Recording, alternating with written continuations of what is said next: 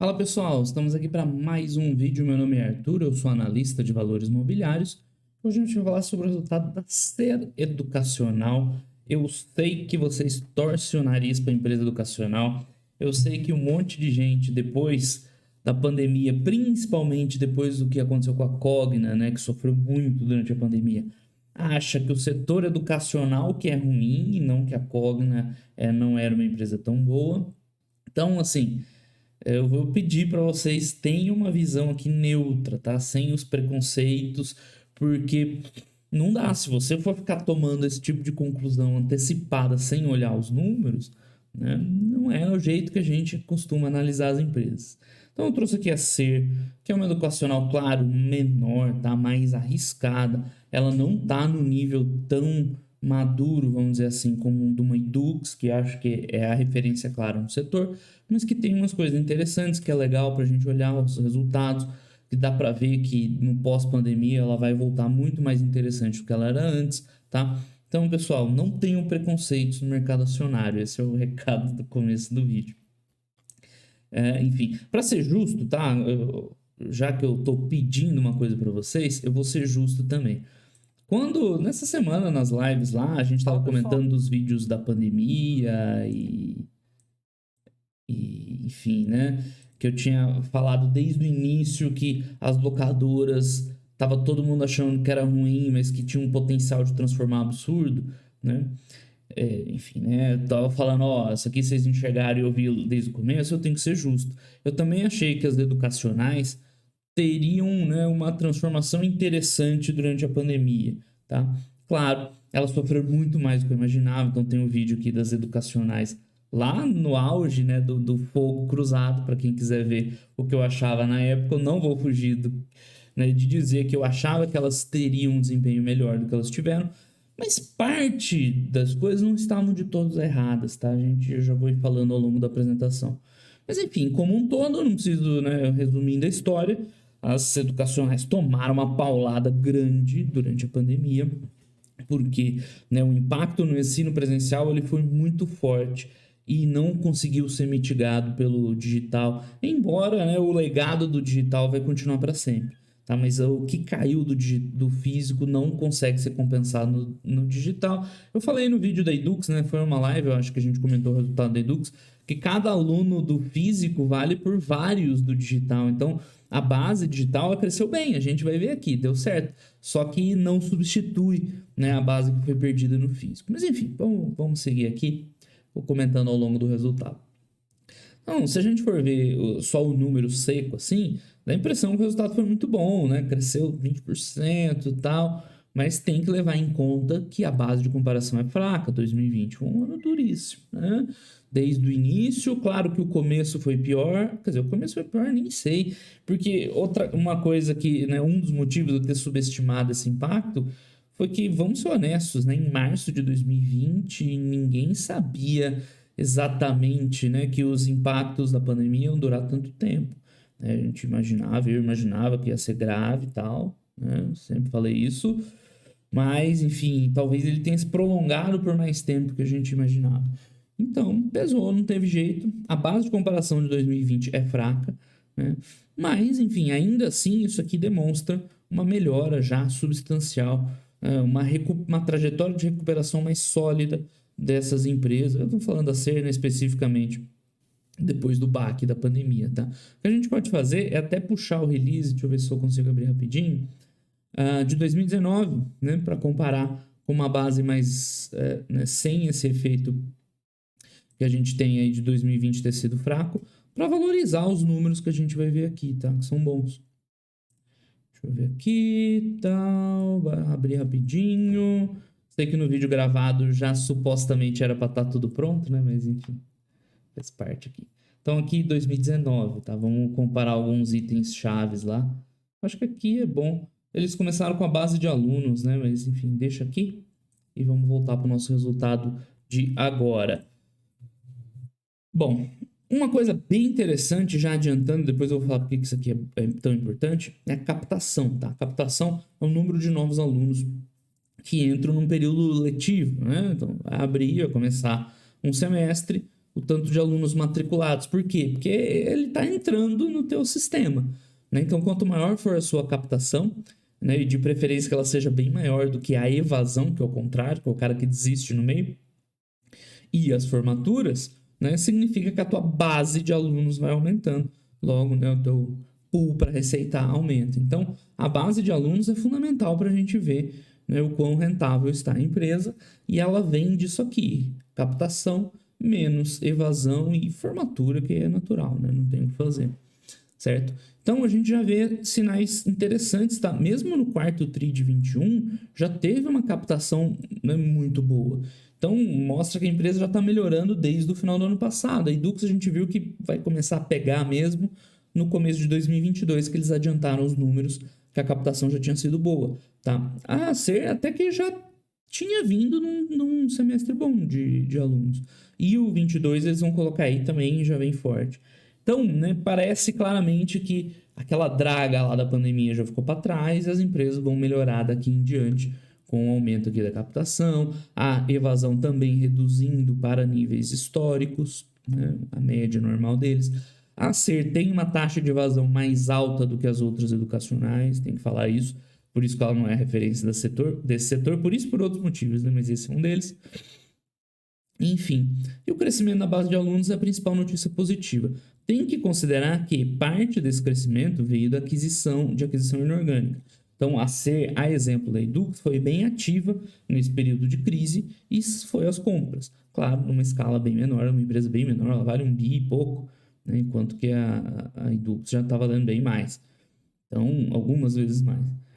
Então, assim, é um número bom. Se você olha assim, 18% de receita, 17% de base de alunos, parece que está indo muito bem. Não, calma, vai devagar. Né? Tem muita aquisição no meio, mas ainda assim os resultados teriam sido bons, tá? Sem aquisição. EBITDA ajustado, a gente já fala mais disso. Teve não recorrente em 2020, compensou. Você complicou a análise, enfim, as coisas aqui estão voltando ao normal. As aquisições seguem, claro, agora mais modestas. Ela fez uns movimentos grandes até. Teve o caso da Laureate lá, que eles fecharam pré-contrato, aí não sei, alguém atravessou, eles ganharam uma multa. Nossa, nunca foi tão fácil ganhar dinheiro, né? Ganharam uma multa violenta, né, de graça. Enfim, esse é o quadrinho que a gente queria comparar. Vamos olhar os 12 meses e o quarto trimestre. Nos 12 meses, em termos de EBITDA ajustado, a gente vê que ela, né, segurou em relação a 2020. Isso não seria muito bom, porque 2020 foi um ano duro, né? A gente vê que perdeu margem e tal. Mas esses 317 milhões comparados com, né, o que a Ser tinha em 19, tá ok até, dá pra ver que ela se segurou bem. Tudo bem que nesse ajuste, é o mesmo comentário que eu falei pra Edux, tem umas coisinhas que talvez não devessem ter sido ajustadas, né? Não processo, umas liminares para o pessoal diminuir as mensalidades. Aquilo ali, meu amigo, foi custo da pandemia, né? Eu não ajustaria. Mas enfim, a principal mensagem é que com tudo que aconteceu, com todo o caos, até que não dá para reclamar, né? De 330 milhões de EBITDA cair para 317, né, tá bem razoável. E mais interessante, o quarto TRI, ele tá com momento, tá? Ele tá forte, 84 milhões, né? Teria projetado aqui para uns 300 e pouco. Também não daria tanta diferença assim. Né? Aqui a gente vê que já tá um pouco melhor que 2019. Né? Sendo que o lucro bruto, lá em cima, os números são bons, tá? De 224 lá em 19 para 260, ou seja, eu vou falar ao longo aqui, né, da análise, mas o top line da empresa vem bem, tá? Vem com bons valores de receita, a margem bruta expandindo, tá? Números bons mesmo, comparando com o pré-crise, né? Uma margem superior, o que não era muito de se esperar, né? Uma margem bruta melhor, em 2019 era 64, agora está 67, tá? Então o top line da empresa vem muito bem, tá? Parte puxado por essas aquisições, parte puxado pelo desenvolvimento do EAD, que ela tinha muito pouco antes da crise, mas o top line está redondo. Onde ela está perdendo? Nos custos operacionais, né? Eu já estou dando spoiler do vídeo inteiro. Que, enfim, é normal quando você está comprando um monte de empresa, dar uma bagunçada nos custos, tem, né, custos extraordinários. Você adquire assim, uma estrutura organizacional que é maior do que a que você tinha. Então, a perspectiva para ela eu acho mais positiva do que qualquer outra coisa, porque onde é o reflexo direto do mercado, que é mais para o top line, os números estão bem bons. Tá? Ela precisa arrumar a casa das aquisições, basicamente isso.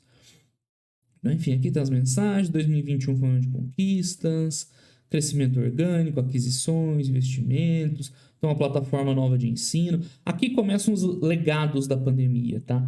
Então, uma das coisas que eu falei, eu não estava de todo errado lá, mas uma das coisas que veio para ficar, ensino físico, do jeito que a gente conhecia, não vai ter mais, tá? Eles nem chamam mais de físico, tá? Eles estão chamando de híbrido. Cadê o híbrido aqui? Ou seja, mesmo aluno de curso tradicional, ensino presencial, ele vai chegar na faculdade, vai assistir suas aulas e vai ter atividade online, tá? Então, isso aqui é interessante do ponto de vista que, claro, se for bem feito, né, consegue envolver o aluno e tal, mas para o nosso objetivo aqui de investimento, né, vamos falar a verdade, interessante do ponto de vista de custo, tá? Aquela margem bruta lá mais alta, né, não é à toa, tá? Com esse ensino que era 100% físico, agora com pitadas de digital, você consegue unir o melhor dos dois mundos, né? Um ticket alto do ensino físico e diluição de custo no digital. É claro, né? Uma diluição limitada, né? Não é tão grande assim, mas, né, é melhor do que era antes. Então, esse é um legado, né? Além, né, do digital propriamente dito e tal, agora qualquer ensino é híbrido, tá? Não tem mais o presencial 100% como era antes.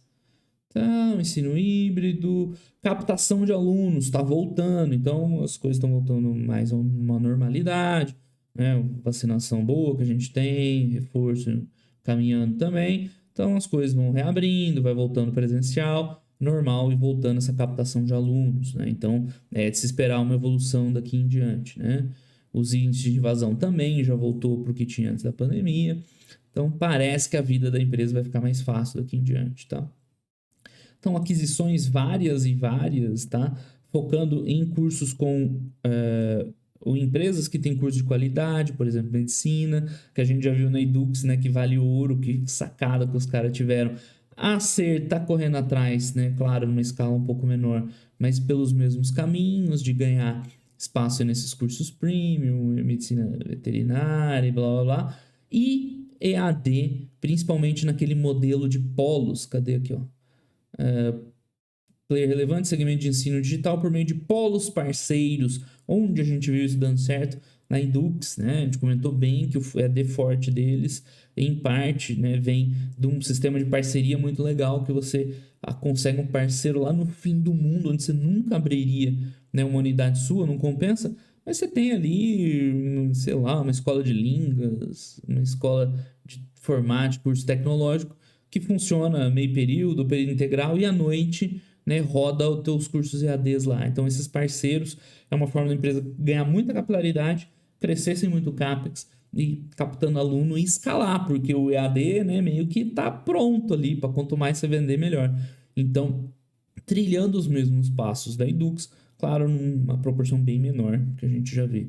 Mas os fundamentos estão aqui, né? A gente está vendo essa digitalização, né, que vai se refletir nos custos, essa expansão inorgânica, cursos mais premium, que você tem uma margem melhor, né, esse EAD, que antes a Ser era muito fraca de EAD, agora já é relevante. Então a empresa, não tenho dúvida, ela vai voltar muito melhor. Aqui os cursos, site de concurso, a Edux comprou um, eles compraram outro. Então você vê que, não sei se é de propósito ou não, mas eles estão trilhando ali o mesmo caminho, né? Claro, em uma escala muito menor, mas os fundamentos estão todos lá. Educação continuada, né, que é o que a Edux chama, esses cursos para adultos, né, que não é um curso superior, curso para adultos é meio estranho, né, mas não é um curso superior, eu quero fazer uma qualificação outra aí, também estão atrás, né. Aqui, ó, Deline, conteúdo acadêmico digital, independente, ou seja, ampliar portfólio de cursos digitais. A empresa está trilhando bons caminhos, eu não tenho dúvida que a Ser, já falei falando tanto dela, né, vai sair da pandemia, né? Está saindo agora, dá para a gente dizer, para as educacionais, demorou mais que outras empresas pelas limitações, melhor do que ela era antes. Um dos motivos é esse, tá? Enfim, captação prévia já falando de 2022, já números bons, tá? Um crescimento aí de 25% no ensino híbrido, que é o presencial, tá? Não se esqueçam, que é muito forte. No digital, né, cresceu bastante também, mas sem aquisições teria ficado um pouco menor. Mas eles explicaram que 2021, né, eles promoveram muito esse digital, porque era o que estava sobrevivendo e tal, então a base de comparação é difícil. Agora, para a empresa, né, já que ela já comprou, filho, né, o que interessa é pós-aquisições, né, ex-aquisições, só para você ter uma ideia como estaria o mercado orgânico, né, teria um pouco abaixo no digital, mas dane-se, comprou, é dela, tá crescendo. Então a captação para esse primeiro TRI já bem interessante. A gente vai ver uma evolução daquela base de alunos, né? Porque a taxa de evasão não deve, né, mudar substancialmente. Então parece que agora engrenou mesmo, né? Essas educacionais vão voltar a ter um cenário mais parecido com o que tinha antes da pandemia. E esses números da prévia de 22 são muito bons. A exemplo da Edux também, tá? Então, crescimento significativo e tal, né, retomada presencial, não sei o que, mais o modelo acadêmico. Sempre olho meio assim, porque eu também não quero enganar vocês, né, pessoal? Essas faculdades privadas, não é o forte delas fazer um curso de referência, serem conhecidas pela qualidade de ensino, né? Vamos ser justos.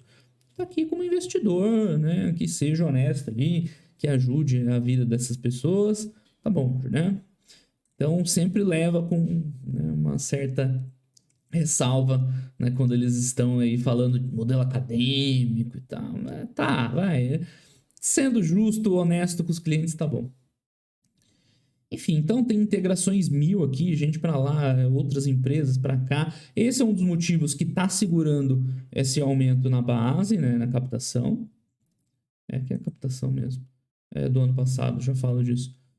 E também um dos motivos que está impactando negativamente, porque, como eu falei, é muito custo você comprar um monte de empresa diferente, empresas menores, teoricamente mais ineficientes, né? Num primeiro momento, pressiona teus custos. Com o tempo, é esperado que as boas empresas vão conseguindo sinergias, né? Enfim, isso aqui é a captação do ano passado, que eu falei que ela já deu uma melhoradinha, né? Então já tinha dado uma melhorada boa. Aqui em alunos mesmo, né? Em número de alunos. Já tinha um 12% de crescimento, né, contando os dois, mas o híbrido já estava forte. Híbrido é presencial, tá? Não se esqueça. Já estava nessa faixa dos 20% e tal. Então, né, claro, aqui acelerou, foi melhor. Mas ela já tinha demonstrado sinais de melhora e a gente vai ver isso se refletindo nos números, tá? Desde o segundo semestre do ano passado e agora, claro, né, pegando mais ritmo. Então, captação, aqui a gente tem a só captação, queria ver a base de alunos estava lá em cima, né? 200 e poucos mil alunos. Acho que aqui a gente já viu e tal. O digital tá com uma base mais dura, né? De comparação com 2020. A taxa de evasão, essa aqui é importante, né? No físico, reduziu já porque ela tinha antes. Não é uma taxa baixa isso aqui, tá? Por isso que a Ser não é a principal empresa do setor, por isso que ela está negociando tão barato, vamos dizer assim. Claro, tem que ser justo. E no digital, né, um grande problema é esse, é o engajamento do aluno. Né? Como o ticket é muito mais baixo, como o digital talvez você não, né, a distância você não tenha o engajamento de um presencial, né, tem taxas mais altas, mas isso aqui é normal de digital. Tá? Isso aqui para qualquer empresa é alto assim também. Base de alunos, isso aqui que eu queria ver, tá? Então a gente vê que, né, em dezembro de 21, que era o final do período, ela tinha 223 mil alunos, né? Parte veio das aquisições, mas dá para ver que a base sem aquisições foi sólida também, né? Deixa eu ver se a gente acha fácil esse número aqui no release do ano passado, de 2019. Outro mundo, né? Outros problemas, base. Então a base da empresa era 180, tá? Por isso que eu falo, eu acho que elas estão voltando melhor do que estavam antes, né? A base está bem melhor e a gente já vai ver. Olha o quanto que era a base de AD dos caras, tá? O que é isso aqui? Ah, tá, era segmentado, né? Era 20, 30 mil alunos, né? E hoje o digital, 74. Então isso aqui veio para ficar. Nascer em especial nunca tinha sido o forte dela, o digital. Agora, ó, 74 mais 13, né, já vai quase para uns 90 mil alunos, né, 3 vezes mais do que ela tinha antes da crise. tá? Então isso aqui foi uma mudança profunda na Ser, que virou uma empresa mais digitalizada com o híbrido, né? Que eles até botaram presencial entre parênteses, né? Agora vai ser híbrido e digital, que ela não tinha antes, e a base como um todo cresceu. Mas claro, né? Tem que ver aquela qualidade de alunos, cresceu muito no digital. No físico barra híbrido, 132 para 145 ainda está abaixo, né? Então, é o que eu falei, elas ainda estão se recuperando. E essa base do presencial tem muito valor, né? É difícil substituir pelo EAD, assim.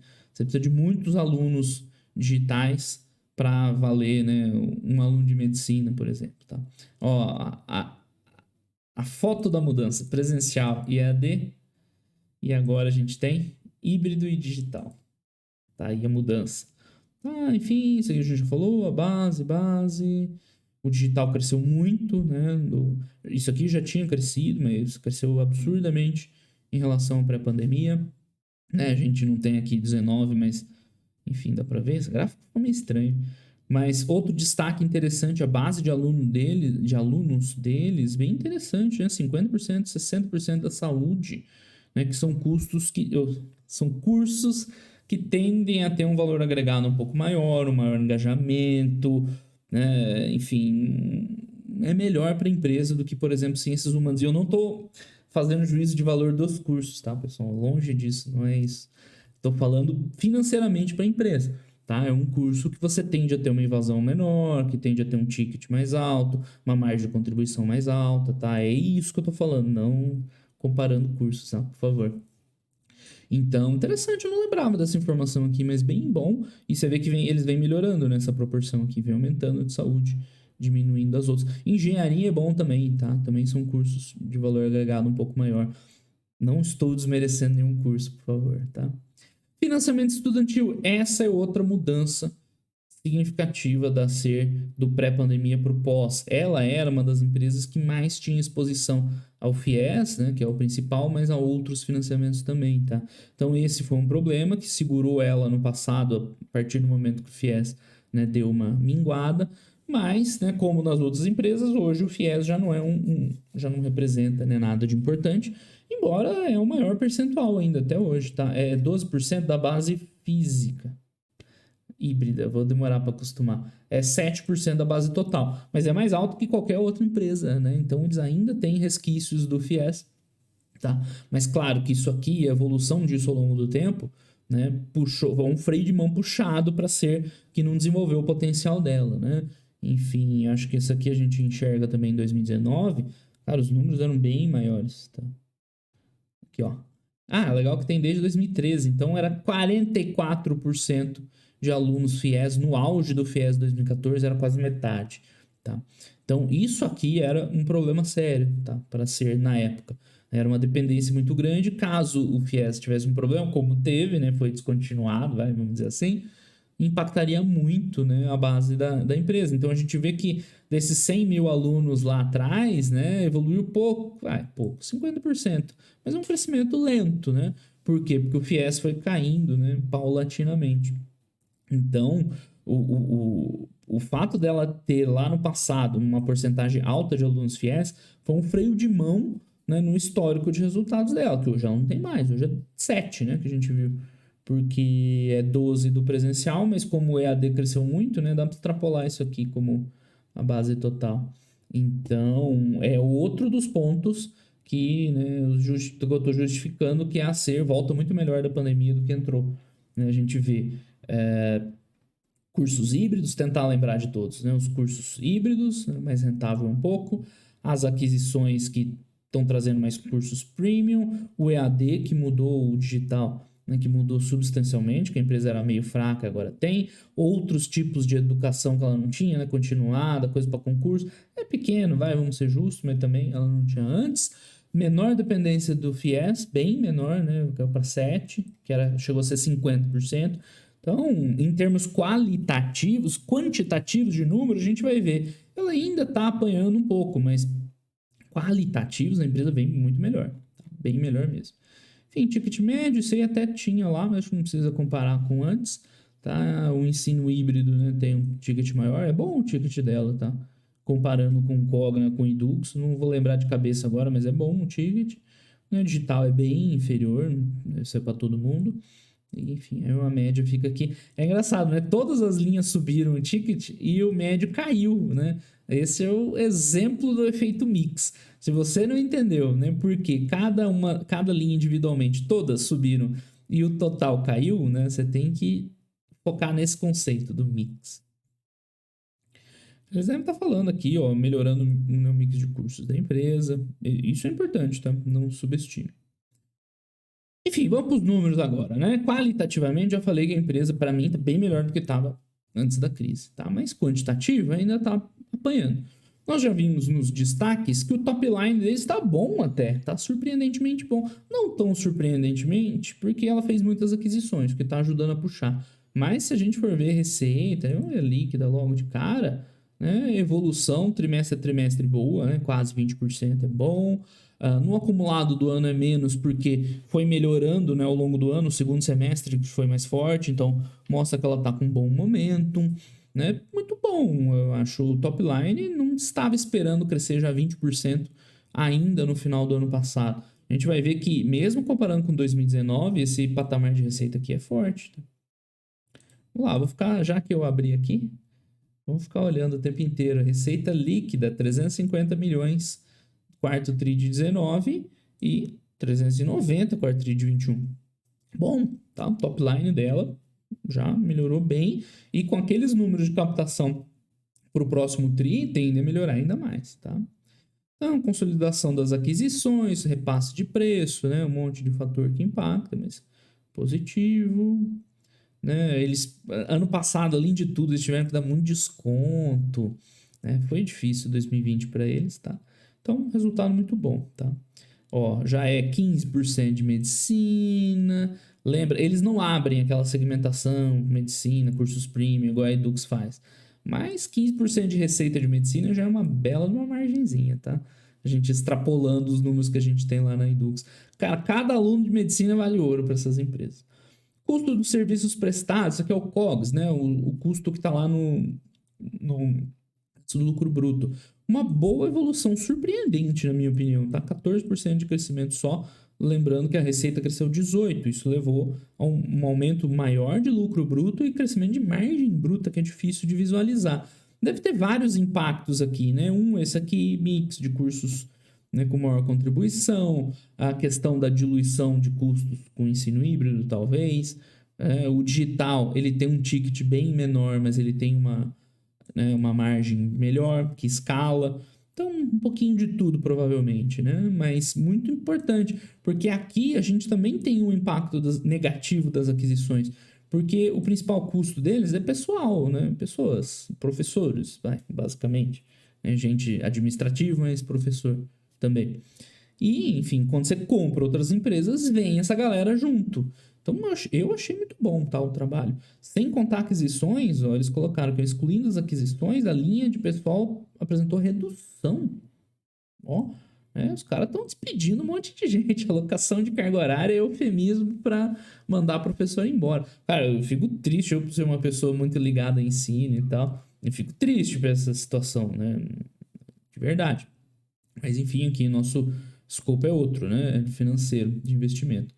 Enfim, os aluguéis, blá blá blá. Ainda tem renegociação, né?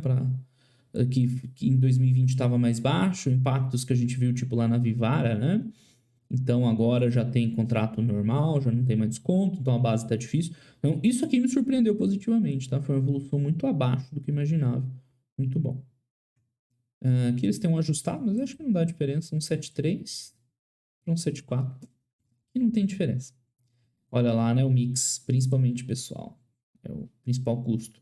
Por isso que eles são tão agressivos, né, com os servidores. Enfim, lucro bruto, como a gente tinha antecipado, crescimento bom, 22%. Pode ser no caixa aqui, excluindo depreciação que está no COGS, né? 20% vai no crescimento, expandindo margem. Pô, tá muito bom. Né? Muito bom, melhor que encomenda. Claro, agora a gente vai ver o lado ruim, que são os custos lá para baixo, né? Entre o lucro bruto e o EBITDA. Mas nesse ponto tá muito bom, tá? Enfim, eles falam decorrência da consolidação das aquisições, desenvolvimento do digital, melhora da margem, ó, base maior de alunos de medicina, tudo que a gente falou um pouquinho, né? Claro que a gente não sabe na granularidade, né? Se é um pouquinho de tudo, se um ou outro tá puxando mais, mas enfim, tá melhorando. Mesmo sem as aquisições, o resultado teria sido bom, tá? Crescimento de 14% no lucro bruto e 70% de margem quase. Teria sido melhor ainda. Então tem espaço para ganhar margem das aquisições. Tá muito bom o resultado de top line deles. Tá? Exceção, despesa não caixa, deixa para lá. Aqui acho que não tem nada também de ajustado 2062, 2001. Irrelevante. Então o top line da empresa, ó, muito bom, tá? Melhor do que o encomenda dado, né, tudo que a gente tem visto aí do cenário. Agora a gente vai ver a parte ruim, que são as despesas operacionais. Assim, não seja ruim, né, mas é o que está puxando o resultado para baixo deles, né? É isso o resultado financeiro. Então aqui, se a gente for ver, não vai fazer sentido nenhum, né? Vai dar a impressão que a empresa fez um excelente trabalho. Mas é porque ela teve um não recorrente importante em 2020. Se eu não me engano, é um negócio da Laureate ainda. Né? Aquela gambiarra louca lá, que eles ganharam dinheiro de graça. Enfim. Mas aqui, ó, eles têm o resultado ajustadinho. Aqui faz diferença, foi o ajustado, tá? No ajustado, a gente está vendo as despesas gerais crescendo um pouco mais do que o lucro bruto. Nem tanto a mais, né? Para ser honesto. Então, assim, perdeu um pouco de eficiência. No ano, isso aqui fica mais...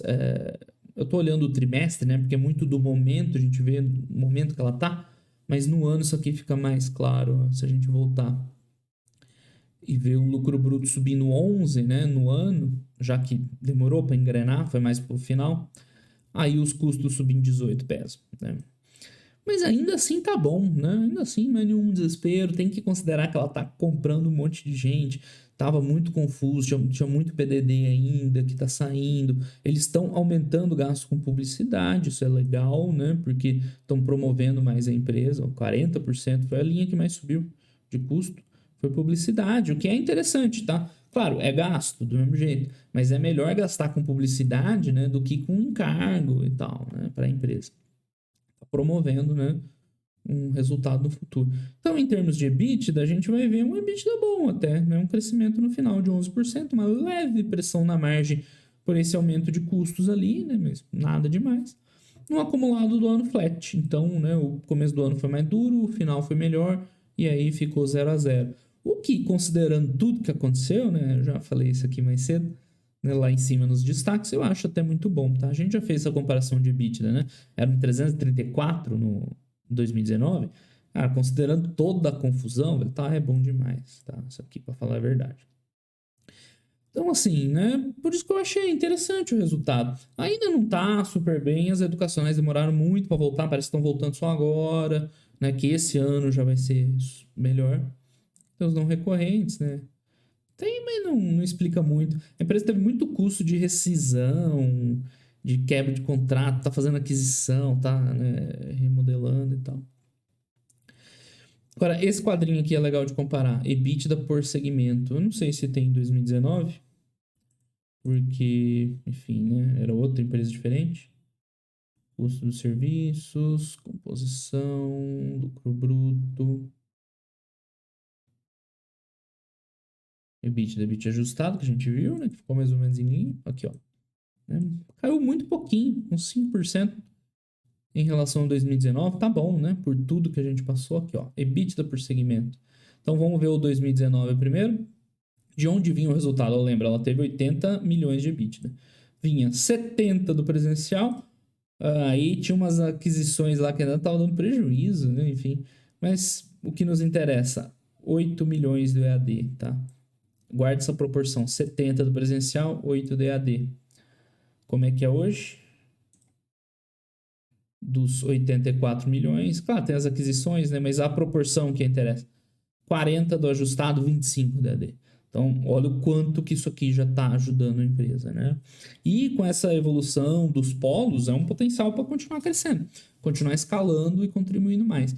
Então, o digital, embora é um ticket abaixo, As margens são muito boas, tá? A margem bruta, 80% é ridículo, porque escala, né, quase que totalmente, e o ajustado também ajuda a puxar a rentabilidade da empresa, porque a margem consolidada é 20, né? O híbrido é 15, então o digital melhora bem a margem, além de já ser um volume relevante, né? Se a gente contar só aqui, né, sem aquisições, vai dar o quê? Um terço? Mais de um terço, né, do resultado da empresa.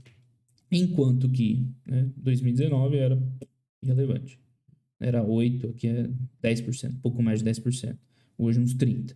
Então, esse, né, voltando, é um dos motivos que eu achei que melhorou bastante a empresa pós-pandemia, tá? Enfim, tá aqui o EBITDA, de onde vem. Olha só o EBITDA. Eu falei que ela não abria, né? Mas ela mostra assim. Olha só que delicinha, hein? Esses cursos de medicina. 40% do EBITDA. É uma mininha de ouro, esses cursos de medicina, para falar a verdade. Né? 40% do EBITDA vem de curso de medicina. É muita coisa. Enfim, o resultado financeiro é um outro ponto que pesou nos números da empresa, porque dois motivos, sempre os dois mesmos motivos, aumentou a dívida e aumentou o custo. Aumentou a dívida porque eles fizeram um monte de aquisição, né? A Ser é uma empresa relativamente pequena, compraram um monte de coisa. Então, normal, subir, a gente já vai ver o endividamento aqui, não é nenhum problema, uma vez e pouquinho EBITDA, de boa. Só que antes ela rodava quase que com caixa líquido, né? Então, por isso que o resultado financeiro aumentou e isso pesou um pouquinho para o lucro líquido, né? Faz parte. Mas a empresa aproveitou a crise para crescer. Crescer no meio da crise, né, tem os seus problemas. Então aqui tem um ajustado, cara. Tem ajuste até no resultado financeiro. É a mesma coisa, né? Deu uma piorada, aumentou a dívida e o custo da dívida, né, todo mundo sabe que subiu também. Então isso foi o principal motivo que levou ela a ter um lucro líquido baixo no trimestre, né? Você olha aqui, dá a impressão que não tá bom ainda. Mas a gente viu que o operacional tá bem legal. Mas teve lá umas pressões de custo, o resultado financeiro aumentou, né? Tem muita depreciação, né? A geração de caixa dela é bem melhor que isso aqui. Acho que tem aqui, né, um ajustado e tal. Né? Aí já ficou mais ou menos flat. Né? O que ela melhorou em relação ao ano passado no operacional, né, acabou ficando preso no resultado financeiro. Basicamente é isso. Mas mostra uma tendência bem boa de melhora, e, enfim. Né? E com o tempo ela vai desalavancando. Né? Esse impacto da dívida pode pesar no presente, mas no futuro é muito mais legal as aquisições que ela fez, a diversificação que ela tá, depender menos do FIES, tem mais digital, a gente viu, né, o quanto o digital representa, ter os cursos premium, o quanto que vem de medicina do EBITDA, né, vai compensar muito mais que esse aumento da dívida agora, tá? Aí tem um lucro sem FRS 16, 3%, ficou flat também. Contas a receber seria uma coisa importante para monitorar lá no auge da crise, que podia ser um problema. Hoje já, né, tá voltando ao normal e tal. Acho que nada muito se preocupar no momento. PDD também já vem diminuindo um pouquinho e tal. E o investimento, né? Não preciso nem falar. Claro que investimento lato sensu, contando tanto CAPEX per se quanto, né, aquisições. A empresa meteu o pé no acelerador, 300 milhões foi o que ela investiu em 2021. E 2020 ela já tinha investido bastante, tá? 255 é bastante pro tamanho dela. Vamos ver se tem isso aqui em 19. Só para mostrar o quanto, né, ela bateu o pé nas aquisições. Quantos a receber aqui? Pior que não. Pior que ela tinha investido bastante. Então esquece que eu... aqui tem pagamento de dívida. Dívida de aquisições. Ela já vinha crescendo em 19, então. Olha o que o viés não faz a gente, né? Ela já vinha crescendo bem. Foi 18 que ficou mais aquém um pouco. Mas os outros anos, 19 já tinha crescido bastante. Então, desculpa aí, falha minha. Mas enfim, ela segue essa ritmo de crescimento, teve aquisições recentes, ou seja, vai continuar. Isso, claro, pressiona no presente, né, uma vez que acaba saindo da dívida, mas para o futuro tende a, né, ter os seus frutos. Endividamento que eu tinha comentado, não, ela tem uma vez dívida líquida. Tá tranquilo, né? Dá para fazer muita aquisição ainda. Embora, claro, né, o resultado financeiro prejudique, né, os números hoje. Aqui, né, ela tinha caixa positiva um ano atrás. Vamos comprar, galera. Comprar os cursos. Então, evolução da dívida, blá blá blá. Tipo de caixa. Aqui começa os demonstrativos. Então, assim, né? Já tá bom, sim, uau, né? Agora é só alegrias educacionais? Ainda não. Mas a perspectiva já é muito boa. Para o caso da Ser em específico, né, eu achei que ela foi uma das empresas que se beneficiou muito desse processo, né, da pandemia. Claro, né, a Indux também, enquanto a Cogna perdeu espaço. Mas vocês viram todos os meus pontos ali, né? O que era a Ser antes da pandemia? Era uma empresa, ela era um pouco mais barata, assim, vamos dizer assim, mas ela era muito regional no Nordeste. Ela tinha muita influência dos financiamentos, fiéis da vida. Ela não era desenvolvida no digital, né? Enfim, desdobramentos. Tinha essas taxas mais altas de evasão, então não valia a pena. Você podia pagar um pouco menos, mas a empresa era claramente pior, né? Não vale a pena. Não vale a pena se comprar a empresa melhor. Mas a Ser pós-pandemia, eu já acho que essa diferença diminuiu muito, porque a gente está vendo. É claro, né, não tem como comparar com a Edux, que a base digital explodiu.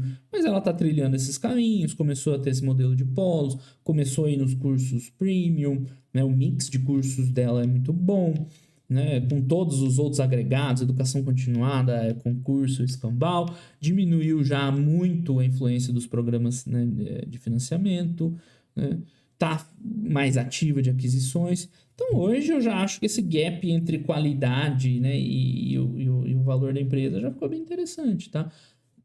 Já estão voando? Ainda não. Mas tudo leva a crer que esse ano de 2022 vai ser substancialmente melhor. A gente viu para aqueles números de captação, aí com o tempo vai agregando, aí no segundo semestre capta mais, né? E começa a melhorar lá os números e vai entrando financeiro no balanço, que é o que todo mundo quer ver. Embora a gente viu, né, que em termos de top line ali até que tá bom. Ela tem um trabalho a fazer ainda na gestão de custos, embora nos custos brutos ela já fez muito bem. Então eu gosto da perspectiva da Ser, tá? E de novo, voltando no começo para encerrar, né, não tenham preconceito com o setor educacional, tá, pessoal? Pode ser um setor bem interessante no futuro. Não é porque teve uma empresa, né, que passou por dificuldade que o setor em si é ruim, tá? Geralmente quando você generaliza acaba não dando certo. Lembra da live de terça, né, que eu falei muito sobre isso. Beleza, pessoal? Então por hoje é só. Um grande abraço aí para todo mundo e até os próximos vídeos. Valeu. Essa semana ainda vamos fechar os resultados. Muito trabalho pela frente. Valeu, pessoal. Um abraço. Tchau, tchau.